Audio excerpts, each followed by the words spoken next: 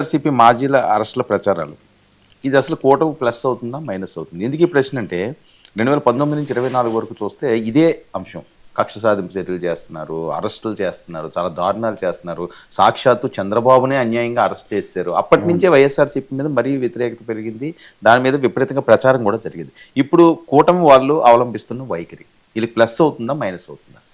ఖచ్చితంగా అండి. ఇప్పుడు చట్టబద్ధంగా చర్యలు తీసుకుంటాము, తప్పులు జరిగితే తీసుకుంటామని ఏం చెప్పినప్పటికీ కూడా రెడ్ బుక్ అనేది హైలైట్ కావడం మొదటి దశలో ఉంది. ఆ తర్వాత అదేం కాదని కొంచెం ఏదో సర్దుబాటు చేశారు. కానీ మళ్ళీ ఎప్పుడైతే వేడి పెరుగుతుందో, టెన్షన్ పెరుగుతుందో వెంటనే రెడ్ బుక్ బయటకు వస్తుంటుంది.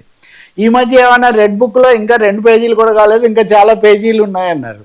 ఖచ్చితంగా ఇప్పుడు జనం ఏమనుకుంటారు, ఇన్ని అరెస్టులు ఇన్ని రోజు ఇవే సరిపోతున్నాయి, మా సమస్యలన్నీ మాకు అట్లాగే ఉండిపోయినాయి. రాజధాని దగ్గర నుంచి, విశాఖ ఉక్కు దగ్గర నుంచి, పోలవరం దగ్గర నుంచి, నిరుద్యోగులు లాంటివి ఇట్లాంటివి ప్రభుత్వాలు ప్రచారం చేసుకోవడం వేరు, ప్రజల అనుభవంలో ఫీల్ అవ్వడం వేరు. ఇందాక మనం ఇప్పటివరకు వైసీపీ టీడీపీ గురించి మాట్లాడాం.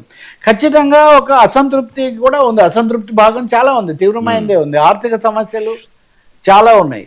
రెండోది అనేకం అమలు జరగలేదు, సగము ఆలస్యం అవుతున్నాయి. సగం పదవీ కాలం అయిపోయింది కదా, దాదాపు సగం కాదు 1/3 అయిపోయింది. ఇట్లాంటివి ఉన్నాయి.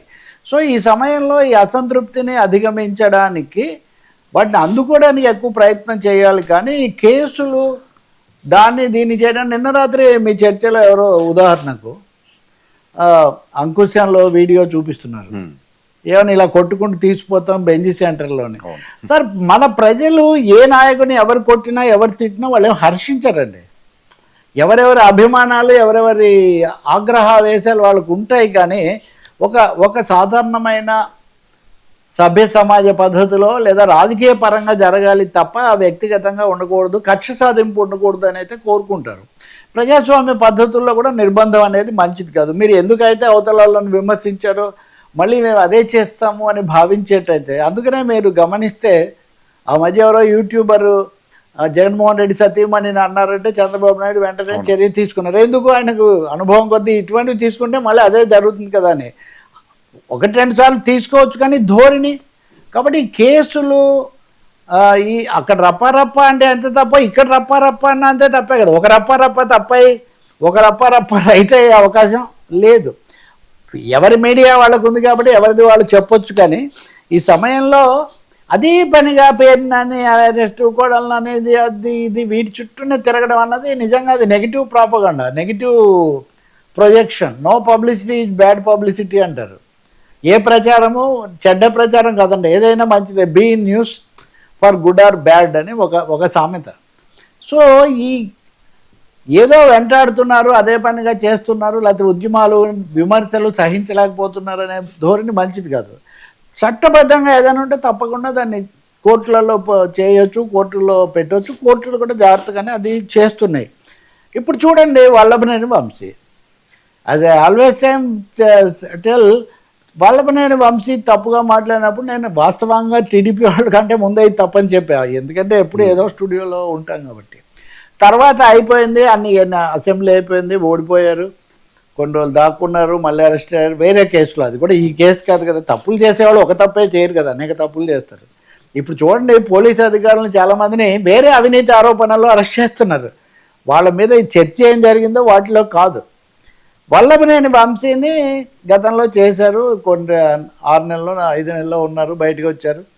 ఆయన ఆరోగ్యం బాగాలేదు, ఇట్లా అట్లా అన్నీ చెప్పారు. కొడాలని జుట్టు తీయించుకున్నారని దాని మీద పెట్టారు, ఇవన్నీ అయిపోయినాయి. ఇప్పుడు మళ్ళీ వాళ్ళు మామూలుగా కొడాలని వచ్చి మళ్ళీ ఉద్యమాలు ఉధృతం చేస్తాం, బూతులు ఉధృతం అని అంటలే. ఇప్పుడు ఆయన ఉద్యమాలు ఉధృతం చేస్తాం అంటున్నారు. వంశీని మరో కేసులో మాచవరం దానిలో ఆ పోలీస్ స్టేషన్లో నమోదైందని, ఐ థింక్ సునీల్ అనుకుంటా, ఆయన మీద దాడి చేశారని, హత్యా ప్రయత్నం చేశారని చేస్తే ఆయన హఠాత్తుగా అజ్ఞాతవాసానికి వెళ్ళారు. మళ్ళీ మన అత్యుత్సాహవంతులు అక్కడ షిప్లో సీజ్ ది షిప్ లాగా ఈసారి గోవా, కాకినాడ షిప్ పోయి గోవా షిప్ అయి అక్కడ పట్టుకున్నారు. ఇంక అయిపోయింది. ఇదిగో అది అక్కడికి వెళ్ళారు. ఇంక దాదాపు పోలీసులు సముద్ర జలాల్లో అడుగు పెట్టబోతున్నారు. ఆ కథనాలన్నీ చూడొచ్చు. ఇప్పుడు చూస్తే నవ్వొస్తుంది. పోలీసులు కూడా రంగంలో వచ్చారు, ఏది పడితే అది ఊహాగానాలన్నీ చేశారు. ఇప్పుడు నేను ఆ రోజు కూడా చెప్పాను, ఆయన కనబడకుండా ఉండి బెయిల్ కోసం ట్రై చేస్తుంటారు. అంతకుముందు కూడా ఆయన చాలా రోజులు దొరకలేదు. ఈ కేసులో తీసుకొచ్చారు ఆయన సత్యవర్ధన్ దానిలో. కాబట్టి ఇప్పుడు ఆయనకు బెయిల్ ఇచ్చారు. బెయిల్ ఎట్లా ఇచ్చారు? హైకోర్టు అరెస్ట్ చేయకండి, సంక్రాంతి వెకేషన్ తర్వాత రెగ్యులర్ బెంచి వెకేషన్ బెంచి దాన్ని విచారిస్తుంది. వాళ్ళు చెప్పిన దాన్ని బట్టి చేస్తారని. ఇప్పుడు ఆయనకు పూర్తి ఉపశమనం పూర్తి కొట్టేసింది లేదు, పూర్తి బెయిల్ కూడా తాత్కాలిక ఉపశమనం అయితే వచ్చింది కదా. మరి రకరకాల కథనాలు రాసినప్పుడు మనం ఒకటైతే గుర్తుపెట్టుకోవాలి, ఎవరు ఎంత శక్తివంతులైనా ఎవరినైనా ఏది పడితే అది చేస్తాం అనుకోవడానికి ప్రజాస్వామ్య దేశంలో అది కుదరదు. అది మోదీ గారు రాహుల్ గాంధీ మధ్య అయినా, అది కేసీఆర్ రేవంత్ రెడ్డి అయినా, లేదా రేవంత్ రెడ్డి కేసీఆర్ అయినా, జగన్మోహన్ రెడ్డి చంద్రబాబు నాయుడు జగన్మోహన్ రెడ్డి, ఏదైనా సరే ఒక న్యాయ వ్యవస్థ, ఒక ప్రక్రియ.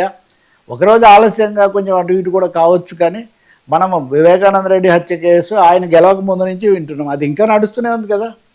సో ఇవి ఖచ్చితంగా వైసీపీ వాళ్ళు కూడా ఇవన్నీ తేలిపోతున్నాయి, మేము నిలదొక్కుంటున్నాం, మా కోర్టులో ఉపశమనం వస్తుంది, ఎందుకంటే వీళ్ళు ఇవి కక్ష సాధింపుతో పెట్టారు కాబట్టి ఇవి నిలబడడం లేదు అని. నేను చూశాను సునీల్ కుమార్ వర్సెస్ రాజు గారు రఘురామకృష్ణ. ఆయన నిన్న ఒక మీడియా ఇంటర్వ్యూ ఇస్తున్నాడు. ఆయన చెప్తున్నాడు, ఆయన ఎలాంటి ప్రశ్నలు వేస్తున్నాడంటే, ఉదాహరణకు అంటే లీగల్ వాదనలు అలాగే ఉంటాయి కదా. ఇప్పుడు ఆ గది అంతా చీకటి ఉంది అంటున్నారు, కానీ ఫలానా ఆయనే వచ్చాడు, ఫలానా ఆయనే కొట్టాడని మీరు ఎలా చెప్పగలుగుతున్నారు? ఇది ప్రశ్న. సరే, ఈయన ఏదో సమాధానం కూడా ఇస్తారనుకోండి, ఇవ్వరని నేనేం భావించట్లేదు. వీడియో తీసామంటున్నారు, చీకట్లో వీడియో ఎలా తీశారు? కాళ్ళ మీద ఇంత గట్టిగా కొట్టారు కాళ్ళతో, కానీ ఆయన మామూలుగా నడుచుకుంటూనే వచ్చాడు. అన్నిటినీ మించి ఆయన ఉద్దేశంలో బ్రహ్మాస్త్రం లాంటి ప్రశ్న ఏంటంటే, హత్యా ప్రయత్నం అంటున్నారు. హత్యా ప్రయత్నం చేసేవాళ్ళు కాళ్ళ మీద కొడతారా? ఇప్పుడు ఆయన వాదన ఏంటి, షుగర్ పేషెంట్, దానివల్ల ఏదో కింద వెనుకుంది, అది కొట్టడం అందుకని ఆయన చెప్తున్నారు కదా. కాబట్టి ఇవన్నీ ఆయన ఇంకోటి కూడా అంటున్నాడు, ఆయన సస్పెండ్ అయిన అధికారి, కోర్టులో కేసు ఉంది, కోర్టులో కేసు ఉన్నప్పుడు బయట ఇవన్నీ మాట్లాడవచ్చా అంటే, నేను కోర్టు కేసు గురించి మాట్లాడలేదు, మీడియాలో వచ్చే స్టోరీస్ గురించి మాట్లాడుతున్నాను అంటున్నారు. This note your point your అన్నారు. మీడియాలో అత్యుత్సాహంతో మీడియా ట్రయల్స్ చేయడం వల్ల మేము వాటి మీద క్లారిటీ ఇస్తున్నాము, వాటికి సమాధానం చెప్తున్నామని చెప్పే అవకాశం మనుషులకు సహజంగా లభిస్తుంది. వైవి సుబ్బారెడ్డి టీటీడీ లడ్డు వాటి గురించి తన పేరు తీసుకురాకూడదని గతంలో ఢిల్లీ హైకోర్టుకి వెళ్ళారు. అక్కడ ఆయనకు ఆ కేసు అడ్మిట్ చేస్తూ కొన్ని వ్యాఖ్యలు చేశారు. అవన్నీ ఇలాంటి వార్తలు పొరపాటు అన్నారని వచ్చింది, అదంతా బాగుంది. కానీ ఆయన వాటి మీద స్టే విధించమని అడిగాడు నిన్న. స్టే ఇవ్వడానికి కోర్టు నిరాకరించింది. దాని నిజానిజాలు పూర్తి కేసు అయ్యే వరకు మీడియాలో వార్తలు రావచ్చో రాకూడదో మేమేలా స్టే ఇస్తాము అని హైకోర్టు దాన్ని నిరాకరించింది. సో చుక్కెదురని ఒకరు వార్త ఇస్తున్నారు, ఇంకొకరేమో మళ్ళీ మందలింపు ఆశ ఇట్లాంటివి ఇస్తున్నారు. కానీ వాస్తవం ఏమంటే మీడియా తనకు తాను ట్రయల్ వేసుకోవాలి. బయట కోర్టుల్లో జరిగే ట్రయల్స్ను మీడియా ఏం చేయలేదు, అవేం తేలవు. ఇవన్నీ పబ్లిసిటీ, అటు పబ్లిసిటీ ఇటు పబ్లిసిటీ, ఇదే జరుగుతూ ఉంది. కాబట్టి ఇవన్నీ వైసీపీ వాళ్ళకు ప్లస్సా మైనస్సా అంటే, ఖచ్చితంగా కేసులు ఎదుర్కోవడం, అరెస్టులు కావడం ఎవరికైనా ప్లస్ అయ్యే అవకాశం లేదు. ప్రచారం మటుకు ప్లస్. వాటి మీద దాడి పెట్టి విక్టిమ్హుడ్, మేము విక్టిమ్స్గా ఉన్నాము అని చెప్పే ఒక అవకాశం, బాధితులుగా చూపించుకునే ఒక అవకాశం వాటి వల్ల లభిస్తుంది. సో నేను అనేది ఒకటే, చట్ట పరిధిలో చట్ట ప్రకారం చేస్తే ఈ సమస్య ఉండదు. ఇప్పుడు చంద్రబాబు నాయుడు కూడా ఆయన జైలు మీద డ్రోన్ ఎగిరిందని ఆయన ప్రాణం తీయడానికి ప్రయత్నించారని అప్పుడు కేసులు నడిచాయి కదా, అప్పుడు వాదనలు నడిచాయి మీడియాలో, బయట వాళ్ళే చెప్పారు. నిజమే, బయట ఇంత అలజడి లేకపోతే ఏం జరుగుతుందో తెలియదు. చాలా కేసుల్లో అది కూడా చేస్తారు. బయట కొంత జరగకపోతే అది ఒత్తిడి పెరిగి అధికారంలో ఉన్న వాళ్ళ మీద, ప్రభుత్వాల మీద, పోలీసుల మీద ఒత్తిడి తేవడం కోసం ముందు మీడియాకి చెప్తారండి ఎప్పుడైనా ఎవరైనా అరెస్ట్ అయితే. అందుకనే పోలీసులు వీలైనంత వరకు మీడియాకి సమాచారం లేకుండా అరెస్ట్ చేయడానికి ప్రయత్నిస్తూ ఉంటారు.